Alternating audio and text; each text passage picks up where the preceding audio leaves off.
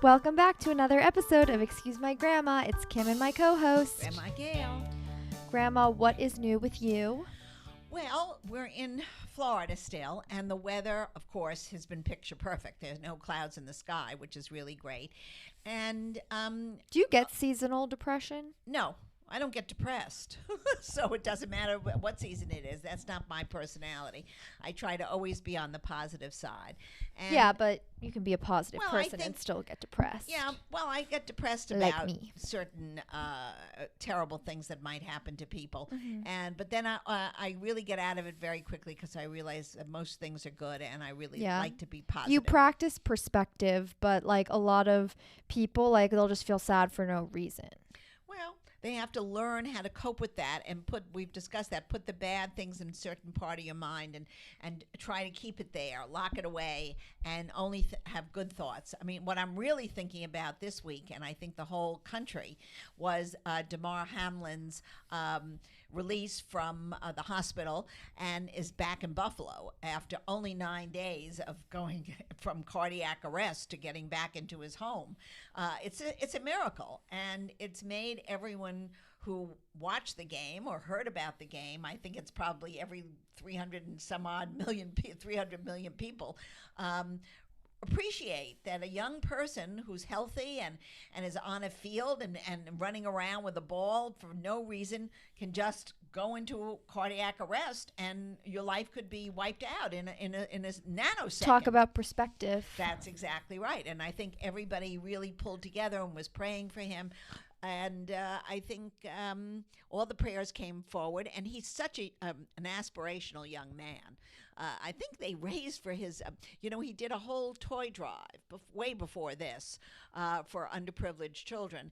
And I think he raised, several $1,000s when he was doing it. Now I think it's several million that have been given in his honor because everybody was really moved by the young man and his love of the team and the team who loves him and his coaches. I mean, it was a good sports story, and I'm not a sports person, but it was something to really think good things for the new year, that you had something that really good came out of it. And when he did the little heart in his hand to his teammates last Sunday from his hospital, it was fabulous. So I wish him all the luck. Excuse my grandma wants to send him hugs and kisses. I went to an interesting lecture yesterday, sponsored by the Washington Institute, which is a think tank out of Washington, and they discuss mostly the scholars and residents at the Institute deal with Middle Eastern affairs. It's a non-political group, and they have very brilliant scholars, and I listened to two people that really, they were wonderful, and then they got on a subject that, Kim, I really is dear to both your heart and mine, is intolerance on college campuses.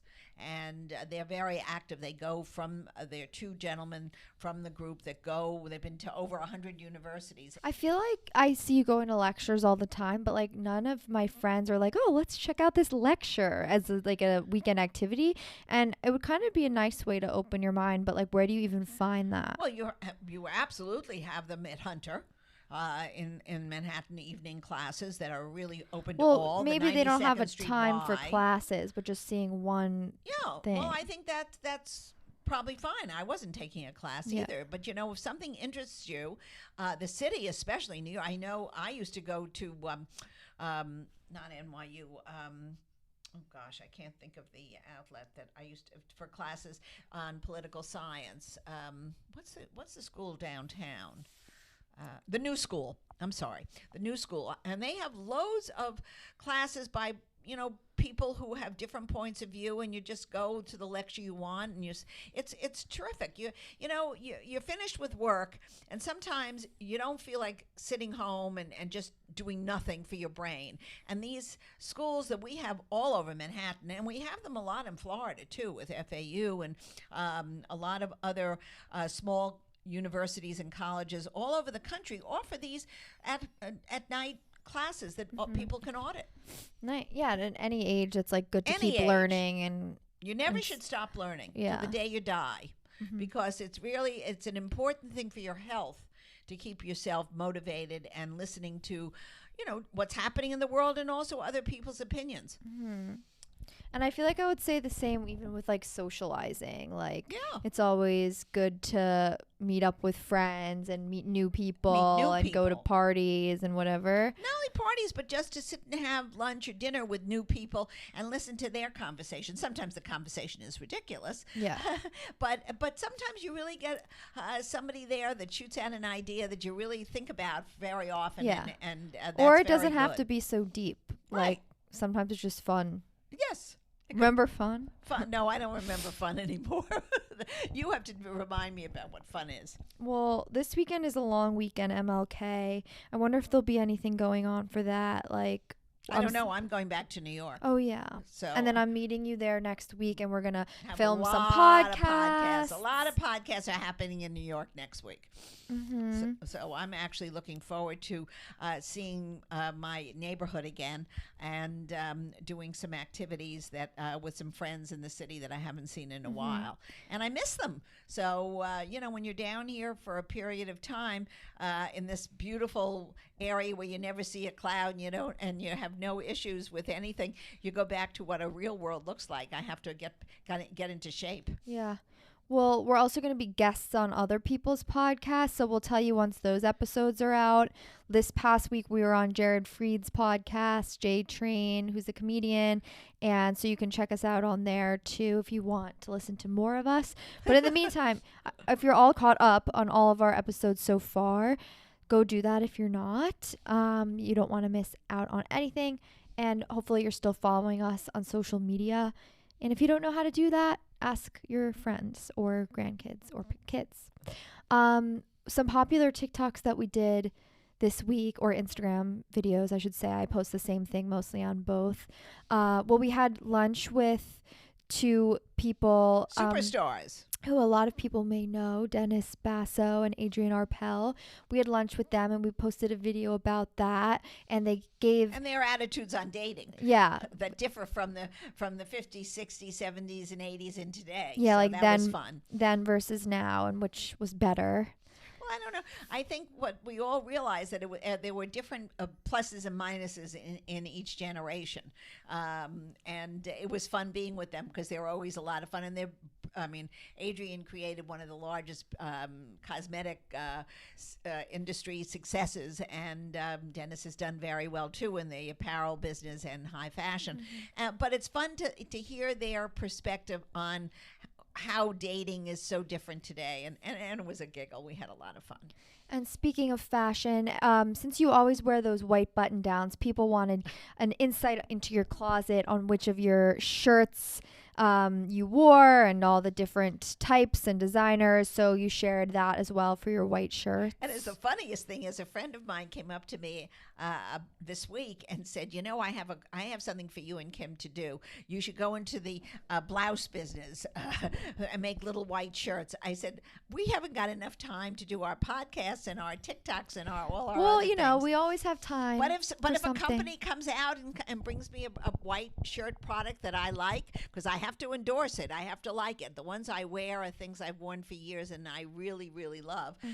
Brooks Brothers. We'll put our name on it. Yeah, you love Brooks Brothers the most. Let's not give Brooks Brothers any more publicity because they're not paying us.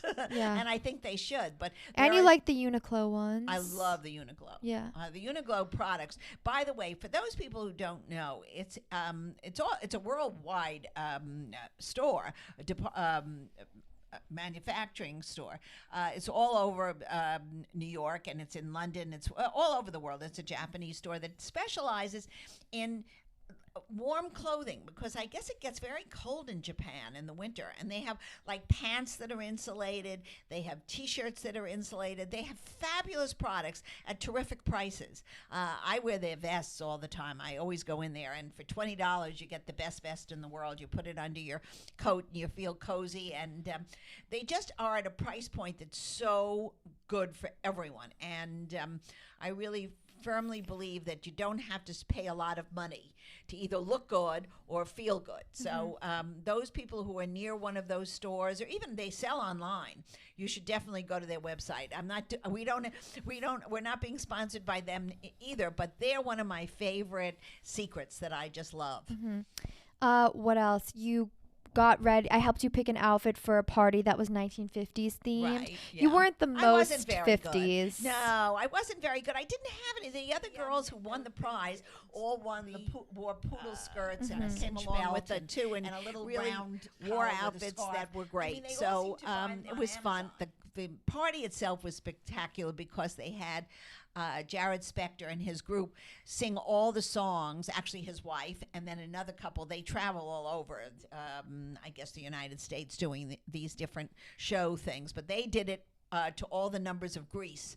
And so it was terrific. It was great. Everyone had a good time. It's the first time I've seen people not get up and leave a party early. Everybody waited and gave them a standing ovation, which they really did deserve. We loved it. Mm-hmm.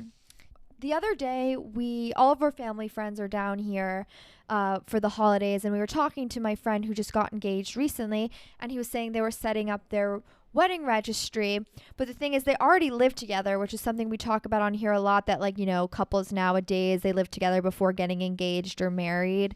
And they're like, so usually on a registry, I guess you would put things that you would get for the home. Like silverware and glasses. And both of them, he and she, both said, we got all that stuff when we moved in together. Right. It's not like they're going to a new place where they need new stuff. So they said, they were asking our opinion on what you would do. And I honestly was like taken aback because, you know, when I got engaged and before my wedding, the registry was all those things. You know, I didn't do linens because I don't think in those days we did linens for some reason. But we had all the dishes and glassware and the casual things.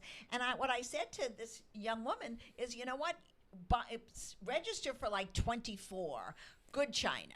Don't register for every day because you already own it. So I think what happens is, since it seems to be the trend that almost everybody lives together several months before they get married, and this couple isn't living that long together, which I think is right. They're living together maybe 6 months or whatever, and then they're getting married in the fall.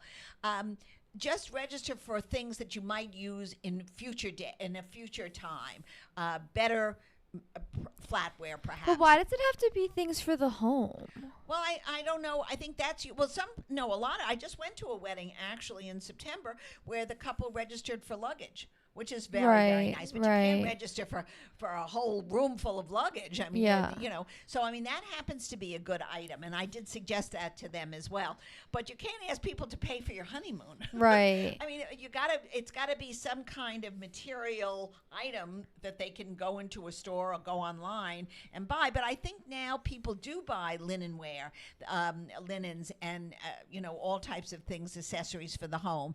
And, you know, it's a pain when it's not something you really want. And I think that was the whole idea of the registry. Right. That people would not send you extraneous kind of candlesticks that you would never want to use. And it's a waste. It's very expensive. And you don't want to just, you know, either return them or not and be able to use them at all. And does everybody do a registry? I mean, none of my friends have gotten married. I haven't gone to a wedding. I don't know the protocol. Well, I think young people who are going up for a first marriage, usually do a registry, of whatever level you want to register at. I think if it's a second or a third marriage, no, I would imagine they don't.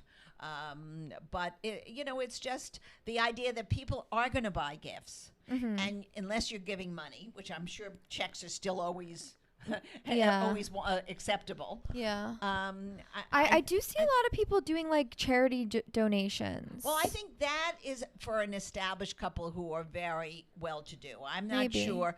And I think it's a great idea, by the way.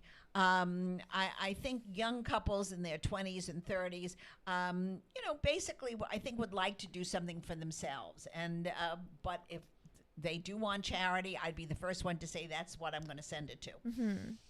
Okay, so maybe people can write in and tell us some other suggestions. So we can give it to them. Yeah. We were talking actually even, you know, about the honeymoon and stuff like that. And they want to go, which was interesting. And I think it's true. They've lived together. They've traveled together. But they want to both go to a place that they haven't been together. And yeah, of course. Like versus what? Well, if they're going to Paris, they might have both been in Paris. Right. They want to go someplace that's new to both of them. Okay. So, which I think is, you know, that's a new fair. experience. Yeah. A new experience. I agree. You can with always that. end up in Paris. I was just gonna say you can always add that on and do both. Right. I mean, I think almost I'd like to go, if I was a honeymooner today going on a honeymoon, maybe Montana in the summer. I would love to do. I did that things like- once. did you? It's beautiful. Yeah, with mom and dad and Matt. Well, that's not a honeymoon. No, I didn't do a honeymoon once. Right, I did right. that trip once. Well, they say it's so beautiful. That's the one state that I have not been That in. I think it's my favorite state that's what a lot besides of like New people York say. and Florida. Well, loads of people are moving out there, especially during COVID. That was a very hot move to go to because It's just it beautiful. is so, and everything is so spaced Yeah. apart, so you're not on top of one Right, another. So right. beautiful, yeah. That's Mhm. nature. I don't know if I would want a honeymoon that's more like Fiji or something where it's like island vibes, or if I would want something super cultural, like maybe going to Japan or China and like really experiencing a new culture. I think, my opinion, it depends how long you've lived together. If you've lived together a long time, then going on a cultural one is sort of a treat because Yeah. you're spending money on something you both could learn something Right. from. If you're basically maybe 6-8 months into Well- living together, that's not that long. You probably haven't done that much traveling together. Yeah. And I think then it might be nice to mix it. Like do some kind of relaxation Right. and then go off and I feel do like you need something. some relaxation. Right. It's not like especially after the wedding. yeah, it's a Because honeymoon. a lot of, I think for the woman, I mean, that what I see on television, I mean, that wasn't the case for me because I didn't do anything. I let my mother handle everything. I didn't really care. I was just happy I was getting married. It must have been something wrong with me. But anyway, I think that the woman needs to chill out a little and really get back to feeling like a human being again and not frazzled by all the people aren't coming. Where should I seat them? Are the flowers too pink? I mean, all this silly nonsense Yeah. that goes along. It's a lot of like decision making. Decision making, but silly decisions. I mean, you're not invading China. Yeah. You're not staging World War III against North Korea. You're basically doing silly things, but it does stress you out, and it seems all the brides go through it. Yeah. And also, I would tell brides today, don't get crazy with the wedding dress. All that stuff on television, with this wedding dress and that wedding dress. Just get something that you like, look pretty. You're going to wear this dress once, and don't spend your entire fortune that's in your bank account on the dress. Make it look simple, nice, and or over the top if you want it with beading or whatever you want to put on it, but don't take your whole budget and do it on a wedding dress. It's so overdone. I must say, I wore mine once. And Where is yours? It was in a box, and I gave it to my mother to hold in her house when she had a home. And then when they moved, she threw out my dress and kept another No. dress that was her mother's or hers. Like thinking that it was yours. Exactly. It was the wrong dress. Oh, so no. that was it. It probably would have been horrible anyway. Yeah, was a but it's very pretty sentimental, dress. right? Would have been sentimental. I thought for a minute maybe my daughter was going to wear it, but she went on a Hers is pretty 80s. Right. Hers was very full skirted. Mine was Yeah. very straight. She has hers. I don't think I've seen it, but she has it somewhere because she was talking about it the other day. Well, hers was, she looked beautiful in it. So, I don't know if I would. I mean, but wear she was her very, dress. very Cinderella looking. It was yeah. a full skirt. Like princessy. Right. But she I was a kind of like size that 2, though. So she looked very pretty. Yeah. But it wouldn't have been for me. Yeah. She said she was so skinny during her was. wedding. Well, she was very nervous. Oh, why? She was very nervous. She only went with your father 7 years. I Yeah. don't know what she was. But they were young kids. Even though they went together and were together, they really, I guess they were both nervous. I think they both were. That's scary. Yeah. Well, that's I what feel it like is. having doubt is really. It wasn't doubt. Yeah. I don't think it was doubt. I think it was just nerves. Yeah. Getting in front of everybody. And Right, knowing right, that right. it's final. You've culminated. Your relationship is hitting the peak. I guess. I don't know. They're still married, so Yeah. I guess they worked it out. Yeah. Okay, let's answer some listener questions. One of them, this is, I guess, relevant. Of your favorite travel spots?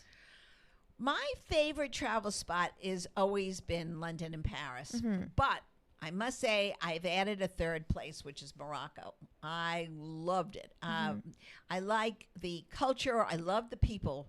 And where do you stay there? Are there like lots of options? Or well, there are a couple of options. Okay. I mean, I stayed in a big old hotel that I had stayed in maybe 40 years ago with your mom and my son. and my husband. But Mamunya, which is a wonderful old hotel, but a beautiful piece of property. But it's not about. Then there's a hotel that the king owns. That's a beautiful property. There are also some other less expensive hotels that are all very, very nice. It's not about the hotel; it's about the culture. And you go out into the Medinas, and you see the markets, and you see all the different things along in the country in the Atlas Mountains. It's beautiful. And it's many different things that you can see. You can see the city, which is sophisticated, and then you see a rural area where they make all the Moroccan oil, and you see the women in their groups making the oil, which I did go see them make the oil, and I bought some, of course. But it's a beautiful country. I think everything is country. Traveling is very broadens your whole perspective on what people are like, and that you can find wonderful things no matter where you go. I mean, I also loved India. India was a terrific trip. But these are all trips that are exciting and experiences, and for different types of reasons. Yeah. A lot of people write in asking, like, saying they're coming to Palm Beach and where should they eat and where should they stay? Well, if you're coming to Palm Beach, you should come in April or May when all the rest of the people are gone. It is really busy, and it's really hard to get a reservation. Exactly. This I found I guess because so many people from different places have started migrating south. Miami is the same conversation. You can't get into restaurants. You have to make reservations a long time in advance, and it's a hassle because it's not like a big city where you have 1,000 restaurants to choose from. But it's almost easier to give advice then because there's like 10 options. Yeah, but it's not, even if you give the advice, they're not going to get in. So what's the difference? You just look on your travel log. There are things on Resi and I was Open just Table. gonna say, that's what you have to do. What do you think are the most important character traits in a man? For me, it was to be loved by someone unconditionally. And I think that's to be someone who really thought I was the greatest, and that was the end of the conversation. There was nobody better than me. Character traits was that he would be honest and kind. Yeah. And maybe a little bit. Actually, I always said I need somebody very smart because I did want them to be successful in whatever area they chose to be. But I think. The idea of being faithful and good to me personally was very important. It was interesting. That just reminded me of, I went on a date like months ago, and someone was like, the guy said, what are you looking for?